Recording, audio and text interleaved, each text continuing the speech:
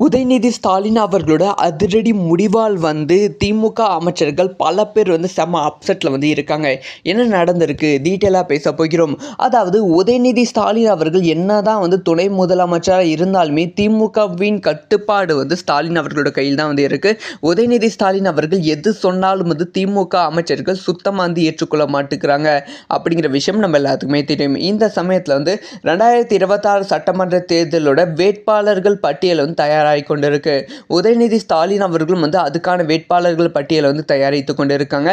So இந்த முறை அதிகமான இளைஞர்களுக்கு நம்ம வாய்ப்பு கொடுக்கலாம் அப்படின்னு சொல்லி உதயநிதி ஸ்டாலின் அவர்கள் சொல்லியிருக்காங்களாம். கிட்டத்தட்ட 50க்கும் மேற்பட்ட தொகுதிகள் எனக்கு வேண்டும் அப்படிங்கிற விஷயத்த சொல்லியிருக்காங்க. அந்த 50 தொகுதிகளையும் இந்த 50 இளைஞர்கள் போட்டியிடுவாங்க அப்படிங்கிற ஒரு லிஸ்ட்டை திமுக தலைமைக்கு உதயநிதி ஸ்டாலின் அவர்கள் கொடுத்துருக்காங்க அப்படின்னு சொல்லப்படுகிறது. இதில் ரொம்ப ரொம்ப முக்கியமான விஷயம் என்ன அப்படின்னு பார்த்தீங்கன்னா ஸோ கருணாநிதி காலத்தில் இருந்த சீனியர் அமைச்சர்கள் சீனியர் நிர்வாகிகள் எல்லாத்தையும் கட்சியிலிருந்து நீக்க வேண்டும் அப்படிங்கிற விஷயத்த ஆல்ரெடி உதயநிதி ஸ்டாலின் அவர்கள் சொல்லியிருந்தாங்க.